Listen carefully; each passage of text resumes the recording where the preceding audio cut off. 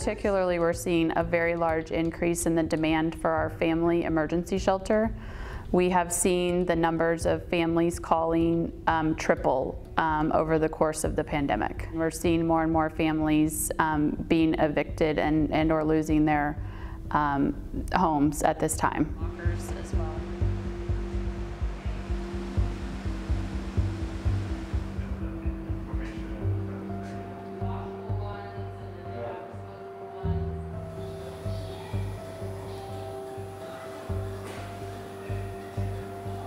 We have actually hosted 2 rounds of registration to have people living here vote.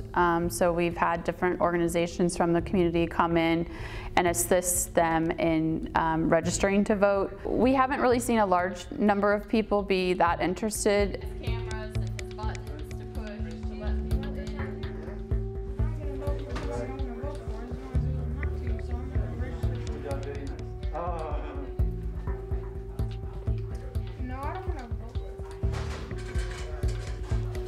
Sadly, I think all politicians are corrupt in their own way, shape or form, and that's why I'm not gonna vote.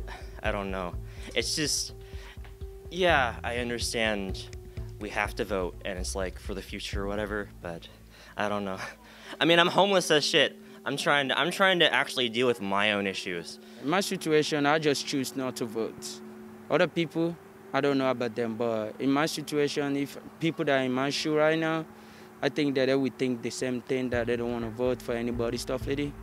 I've listened to Joe Biden's speech, and I've listened to Donald Trump's speech. I think that what they're saying right now, they just want their fans or their supporters or the people or the world to hear, and they're not going to abide to none of them.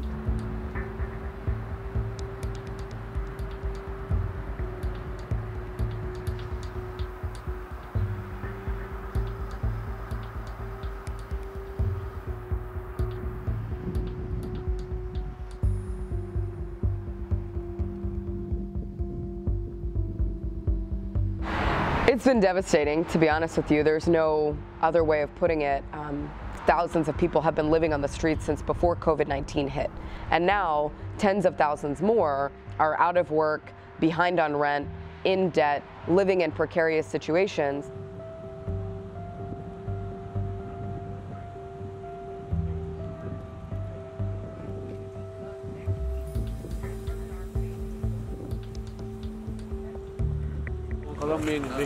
You're being evicted. Oh shit, okay, you gotta call us. You were also being evicted back in June, right? Yeah. Here at 16th and Jackson. This is a property owned by Millennia Companies. Next week. Give them a time limit. Yeah, give them a time limit. Okay. Of course, I voted already. I voted already by mail. And it's very important that we give a real strong repudiation of negligence and foolishness and games that are played, because these are our lives. Bad reputation, and we need you as the mayor to come and meet with us, because you met with us when you wanted our vote. That's right. More rent, and the bill's falling up.